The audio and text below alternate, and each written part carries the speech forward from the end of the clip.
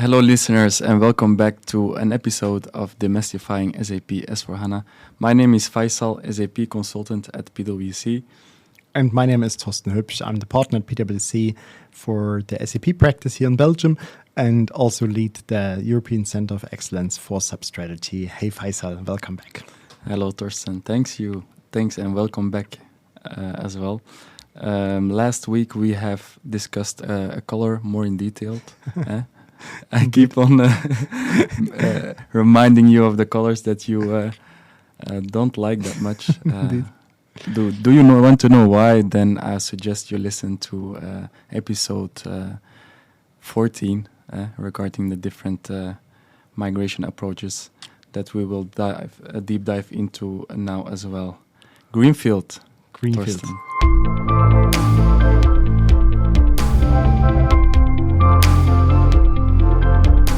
Greenfield, actually very simply explained, you install an SAP system and you start from scratch to basically build that up step by step, usually according to quite a strict methodology. So you go through phases. We have seen in the past that people tried to do ERP Greenfield implementations completely agile with Scrum methods and Scrum-based methods. But we also saw that this was not very successful. And so basically right now we see a kind of a hybrid approach. So certain phases are processed completely in the waterfall and others are slightly agile with some sprints where certain, let's say, implementation tasks are tackled. So yeah, that's a bit the Greenfield, easy to understand, white piece of paper, and they're starting with a process design requirements that are there, and then basically attaching to these requirements configurations and developments.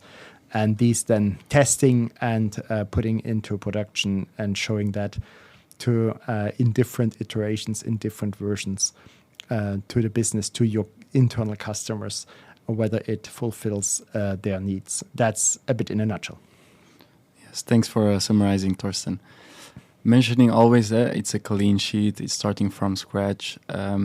Does it also mean that you need a cultural or a mindset shift starting thinking regarding this Greenfield approach? Yeah, absolutely. Absolutely, Faycal. Because on the one hand side, when going into that, you usually with a Greenfield, you pursue a certain objective. And that is usually not that things stay as they are, because then there was not much reason to move. So therefore, indeed, you try to use that opportunity of building a new ERP system, which you usually do once in 2 or 3 decades time. And that means you would also look into how do you ideally set up your future organization. We are also speaking there of the so-called target operating model, TOM. So this is usually deducted from your strategy, company strategy, from your company objectives. And that's very unlikely that this is exactly as you have operated in the past. We have seen, for example, shifts in the target operating model from product companies to service companies. Organizations are earning their revenues not with selling a product, but basically with serving their customers on a continuous basis. And if you just think of such a switch, this is a massive change in culture. You're not the product is not out of the door and everything is fine, but you're constantly every day serving the customer, and you need to make sure that then also the services work because any continuity problem then also will have big impact on your customers and also then eventually on your revenue. So yes, we see in Greenfield migrations always a very big impact on company culture and way of working within the company. And yeah, Faycal, here we come to the humans. Everyone wants a change, but no one wants to change. And then we are already facing the first big challenges in projects. Yeah. maybe dive into that change management. How can you prepare in terms of client? How can you prepare the best way possible to shift towards this greenfield approach?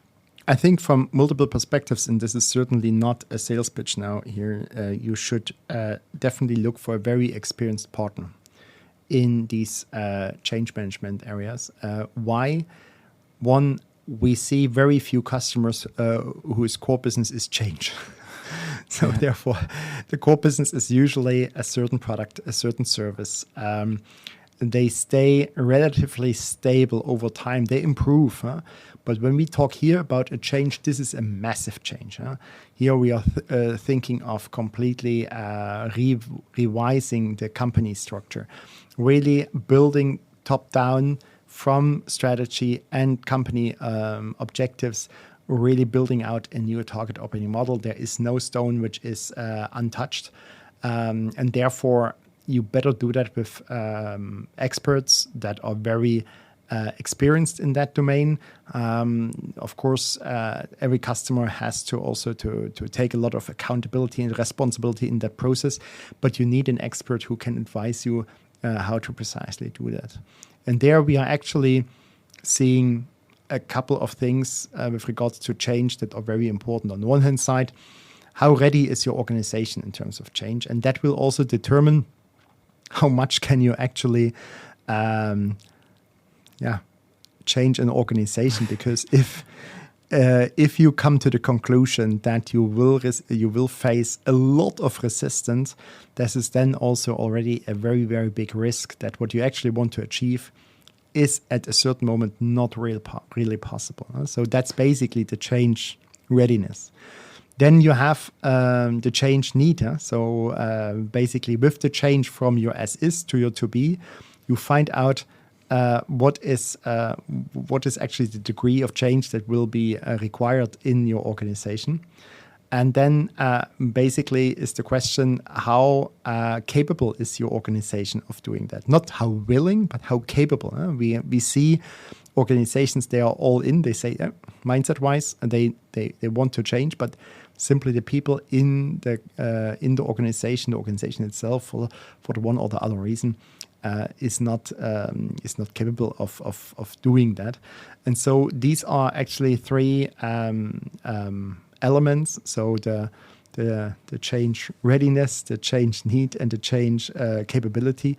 These are the three elements that, in my opinion, are important to assess and evaluate, to stay in touch with reality, not to dream and not to think of big things which at the end will just basically almost break your organization, hence also endanger continuity. So think in the lines of the possible, because what we also have seen a lot of times is that these projects are under heavy scrutiny, heavily in danger, because it was underestimated what was the need of change and the requirement to change, and overestimated what was the change readiness and the change capacity. And so that's best to know from the beginning. And here I can only advise to consult a partner who has gone through that already quite some time and who can give the right advice. Indeed, because you're basically giving them a new way of working. So absolutely, it's not easy. You're asking a lot from them. Just very tangibly, if you have a person who knows very well for the last 20 years what she or he has to do, and you say, as of next year, you have maybe a different role, a lot of experience that you have is maybe not valid anymore, you're not being welcomed with open arms. So this is quite human. I would be mad. Exactly. I would be mad. Exactly. No. This is, of course, we also then comes psychology into play. If you have people who are already more experienced and of a different age and who are not used to the change, then of course things get tough in these organizations. Yeah, that's the change part. Let's maybe wrap up the change part of Greenfield with these comments. Great. Let's move on. after last episode regarding the brownfield, I had a client, a listener more, coming up to me and asking, I'm not already on SAP, ECC, S4HANA. What approach should I choose? Is it clearly a greenfield approach? Yes, then in this case, it's clearly a greenfield. There's absolutely no different possibility. There you start from a white sheet of paper in terms of SAP. You have, of course, data from the existing environment. This can be a Microsoft environment, Navision environment. This can be an Oracle environment. But yes, we have also seen, I would say, almost pen and paper, but let's say Excel-based systems which run warehousing, which run accounting, etc. Quite premature and a bit of scary starting positions. But in these cases, you take this data and you migrate that in your newly configured and newly implemented SAP system. And then we are speaking usually of a greenfield implementation. Yes, absolutely. Okay, you got your answer. Yeah, indeed. And then touching back a kind of more technical question, like again, the key prerequisites, but more in a technical way of a greenfield approach. Yeah, you're talking about the technical part, but we are seeing that the challenges in terms of prerequisites are for all also in the area of the of a personal aspect. A lot of customers who start with SAP underestimate what it needs and what it takes to have enough SAP knowledge in the organization to run such a system, to support such a system. And even so, we have, I think, touched that in a previous episode. There is the SAP RISE concept. Yeah. Basically, what is SAP RISE summarized? You basically pay a yearly fee to SAP, and SAP runs your system, does all the basic technology activities. You have the right to use it, of course, with the number of users that you have subscribed to. So that's all taken care of by SAP in the SAP RISE. So you would come to the conclusion, prerequisite on people's side, no prerequisites. Everything is done by SAP. But this is a misconception, misunderstanding. So also in these areas, you need to have highly qualified people who can basically instruct SAP to take to execute the right activities. So you need to have very knowledgeable people also that can simply communicate with SAP on that side, but also take decisions. This is not something that SAP is taking off from you. They are just, let's say, a service provider which need to be managed. And also here, biggest prerequisite is to be organizationally ready to do that. So in terms of technical prerequisites, you usually work with a hyperscaler. This can be in the context of a RISE contract. This can be in a direct contract. You have S4HANA licenses and you deploy them on a system that runs in a hyperscaler. Or, of course, a third possibility is you have your own data center, and there you're setting up a database, HANA database, and put an application server on top of it. And there you basically then install the S4HANA system. So that's pretty straightforward. Also here, what I can definitely recommend if you want to have more details on that question, there is a S4HANA configuration guide. It's not necessarily something that I want to advise you to read before going to sleep in the evening, but it is a very complete document which takes you from the beginning to the end through the answer to your question, Faycal. What are the prerequisites? Is basically very well organized by chapters. We'll also try to put that into the speaker notes, into the podcast notes as one link. Very good document, concise document, which helps you to get the detailed answers on that. Good. Last episode in the Brownfield, you've mentioned these tools like SUM and DMO. Correct. Are there also any tools that we can leverage during the Greenfield approach? Yes, definitely. And you can definitely use a number of tools from SAP that is for all the so-called Cloud ALM. Cloud ALM ALM stands for Application Lifecycle Management. And this basically helps you to completely manage the implementation starting from the business process, over the requirements, over the configurations, over the implementations. It organizes your transport requests, and there you are basically having a good overview and a good possibility to steer and control your implementation journey of an S4 system. So that's the first tool that I would call out. Then you have, of course, tools like Signavio. Signavio that really help you to model the business process. So you're not just describing process steps, but you really can also model them. You can also simulate them. We see more and more customers using Signavio in combination with this Cloud ALM, sometimes also called Calm. Shortly. So these are the two tools which, well, Calm is in my opinion close to mandatory. Signavio is very advisable. So, but next to that, there is of course the big question: how do you get your data into the newly configured system? Because the system without data is basically a car without fuel. And so therefore you have the choice of different tools that help you to bring data, on the one hand side, master data, on the other hand side, transaction data, into your system. No? And this is quite a complex exercise at the end, because all of that has to happen in a certain order. You cannot load an invoice transaction data if, for example, the vendor master data are not yet in the system. So you have a lot of dependencies, and that needs to be very well organized. So the choice of the right migration tool that is really fitting to your needs is very important. And here we have basically different options. Of course, there is a free of charge tool that is included in SAP S/4HANA, that is the so-called database data migration cockpit, S/4HANA data migration cockpit.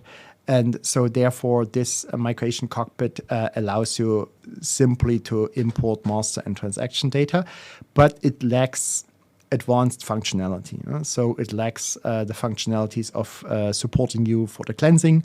It's also not possible to basically load deltas. You load data from last week, and in the last week certain changes have happened in your old system, and you only want to load the deltas. This is not that easy with the migration cockpit. So from that perspective, it is a free tool that does a job, but you should not over-expect that.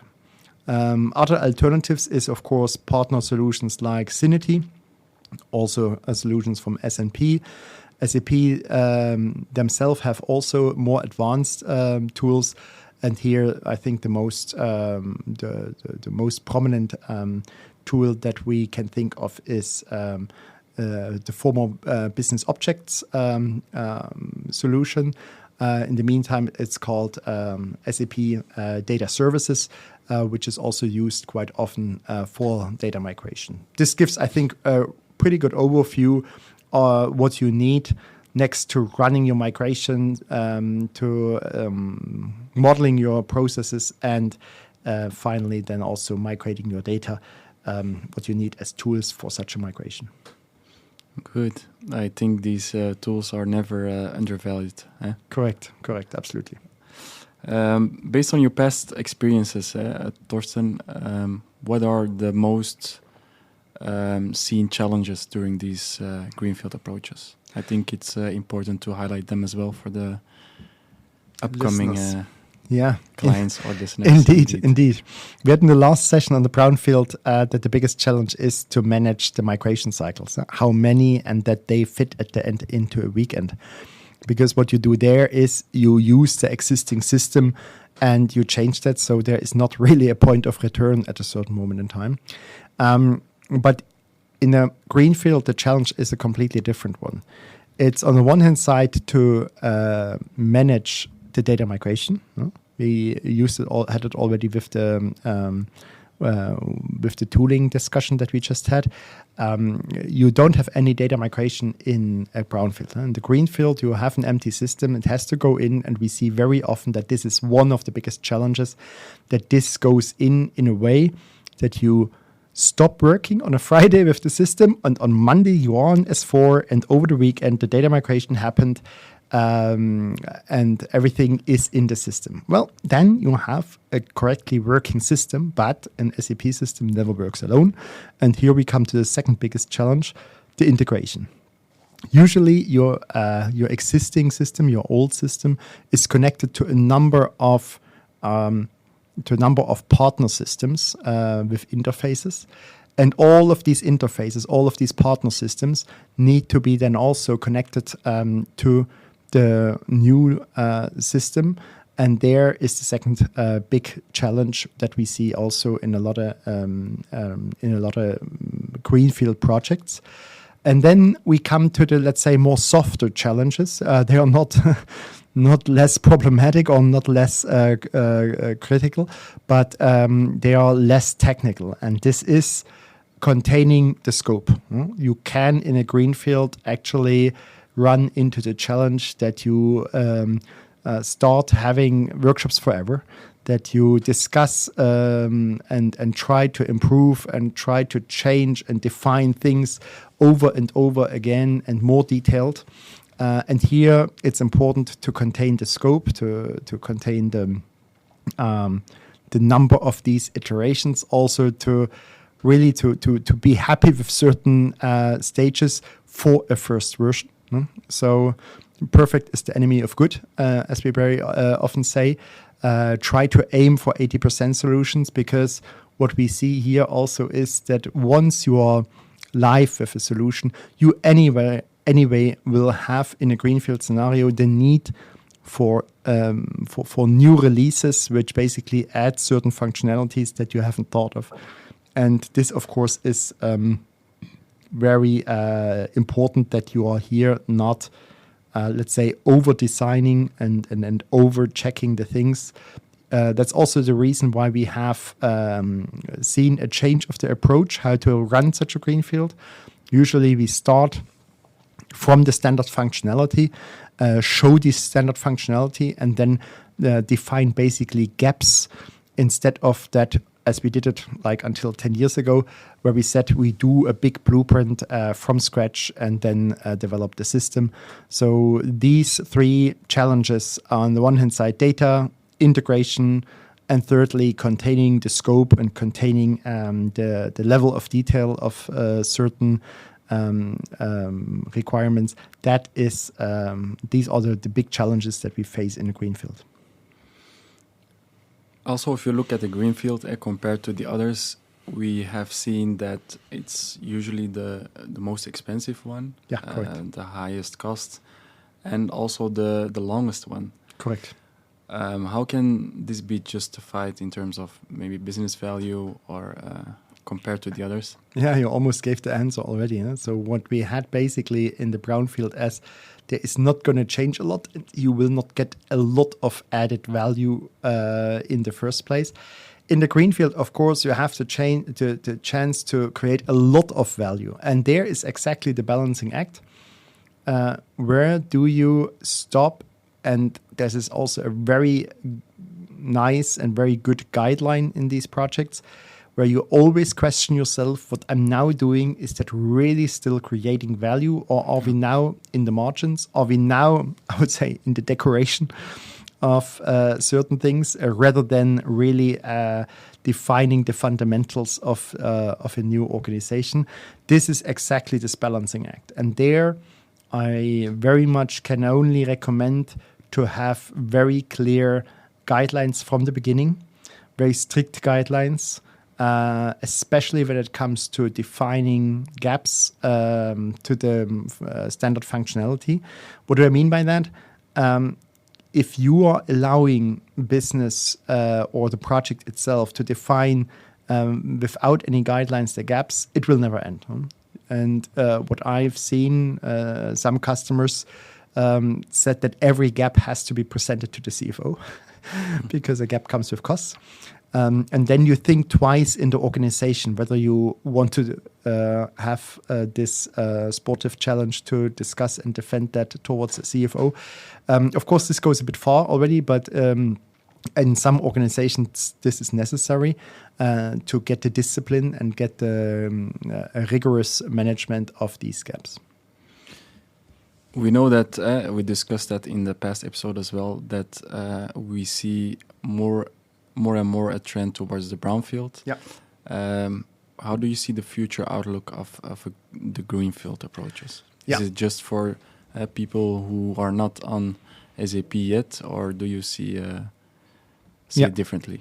So basically, when we talk about greenfields, we will see in the next years very clear types of greenfield. We have on the one hand side the big transformations. If you see a company which completely needs to reinvent itself, just a technical upgrade will not do the job.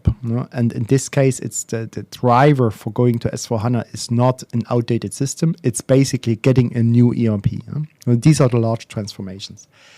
A second one is if a company basically remains pretty much as it is, but it has a substantial change of their business model. I gave the example from moving from a product company to a service company. If you do that, quite simple, you also will measure success completely different. You will hence also set up your system completely different. You might have incentives and reporting elements defined completely different. And so also here, the number of changes required in the old system is that much that it might make sense to have a greenfield and start from scratch. But then, of course, we also have the so-called mergers and acquisitions, transaction-based driven, or the driven elements where you basically say you get from the company where a certain organization is splitting off, you just get the data. And that means you need to redefine, re-implement your ERP system from scratch. Also here, this is a typical use case for a greenfield. So we will still see them, but it will be much less. When it can be avoided, greenfields will be avoided as much as possible due to the mentioned risk, higher cost, a longer timeline, and that in a fast-changing world where focus should be more on innovation rather than redefining your ERP system. Again, there we'll see a lot more brownfield and hybrid solutions, bluefield solutions that we will discuss then maybe in the next session. Good. Greenfield is often seen as a bold move. You have always also stubborn people. Yeah. So do you have a last piece of advice for the ones that are still choosing for a greenfield approach? Yeah, I think what is important is that you, in a greenfield, very quickly come to a kind of a pilot, a working system where you also, and with pilot, I don't only mean the system I also mean a sort of a pilot project organization. That means how do you work? And here I really advise everyone to first try things in a small scale. Try, for example, with one process, end-to-end process, and say, how would you do that? Don't involve immediately the huge project team of a couple hundred people, but try to do it first with a smaller team, adjust then. And when you think, hey, this is something how you can run your whole project, then go for it. So this is, in my opinion, one of the key advices, because what we see is if you run into trouble in such a project, it's extremely difficult to recover. So if you start a project and it's not set for success and you have not had the chance to try out what works best in an organization, how should workshops look like, how are the decision timelines, all that, if you don't experience that live once on a small scale, you run quite a big risk that you roll out an approach and a methodology which doesn't work and which will at the end burn a lot the organization when you mention the word S4HANA migration. And unfortunately, we have seen that a lot where S4HANA became a toxic term in an organization, especially, of course, when a project definitely has to be declared as failed. It's extremely difficult then to recover. I've been working a couple times as crisis manager to bring that live, and it's definitely nothing you want to work in in an environment. And that's basically one of my biggest advice. Start small, try out, very much work in an agile way for the first steps to say, hey, let's fail, let's get up, let's readjust. And when you think this is the right approach, then dare to go into the big project and plan out the big project.